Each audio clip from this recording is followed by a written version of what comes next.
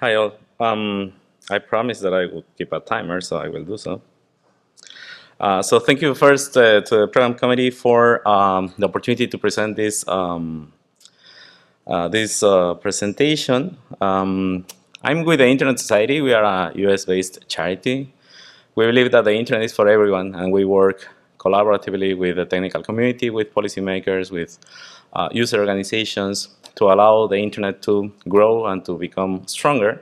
And part of our activities rely on data-driven decisions.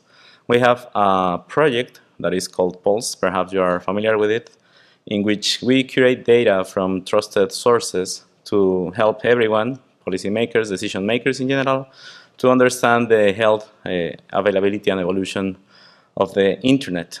Part of what we are having with Pulse is shutdowns tracker. In some cases, there are some government agencies or some other actors who believe that implementing a shutdown is a good solution for different things. We believe that that's not the case. So we are bringing some visibility to that. Also, we have a net loss calculator, which is tied to the shutdowns initiative. Some data related to technologies, concentration and resilience, but most importantly, we just launched an IXP tracker, which is the thing that I want to share with you today.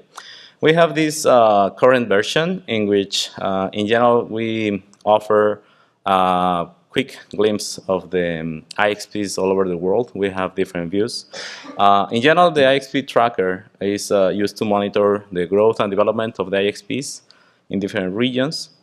It also helps us evaluate the performance and reliability of the IXPs that are being deployed.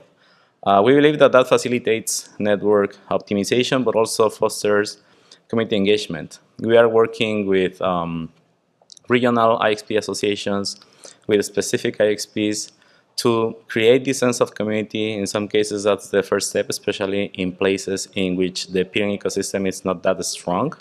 So by showing some data, we are trying to push new networks, first of all, to access internet resources in some cases, and in some others just to bring the data needed to allow them to connect to the IXP.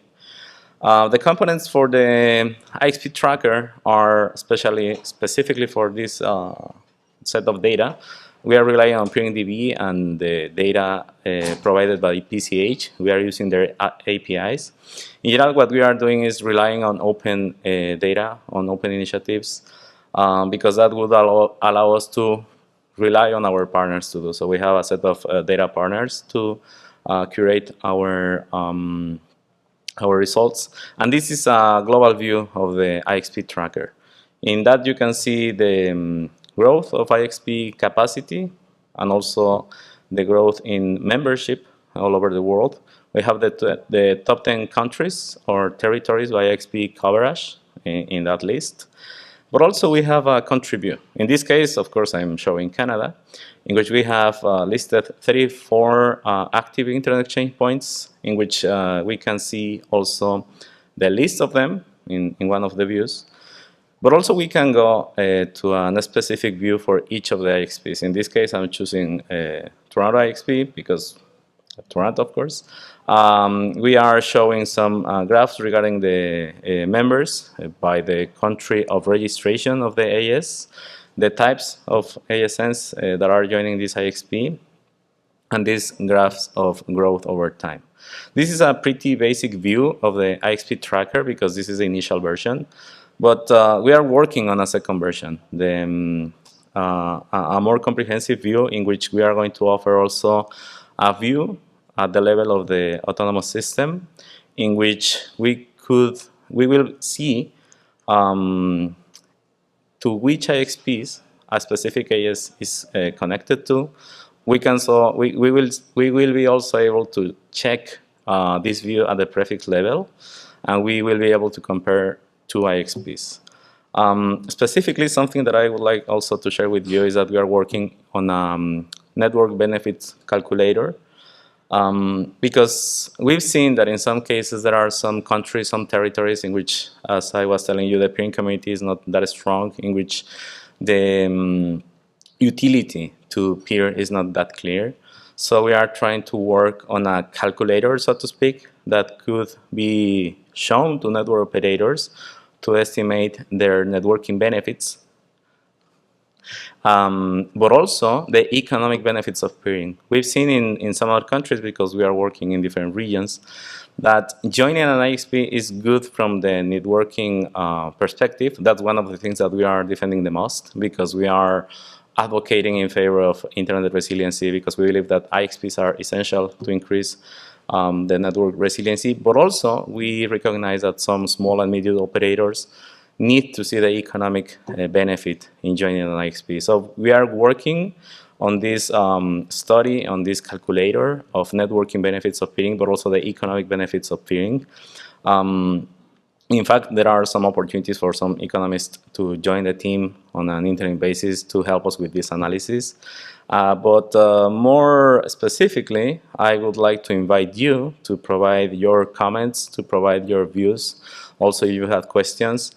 This IXP tracker is part of our efforts to measure the internet resiliency. In particular, we have the Pulse Internet Resiliency Index, and we have the methodology available in the second QR. So if you are interested in checking the methodologies that we are using for our index, you are free to do so. That's a document, a 15 pages long document, in which we are detailing each of the aspects that we are using in the different aspects, not only of the IXP tracker, but in general in Pulse. We have a set of data partners, as I was telling you. So if you are interested in making your data available for Pulse, feel free to send us a message at pulse@isoc.org, and we will be happy to partner with you. Also, if you have any questions, answers, I'm going to be around.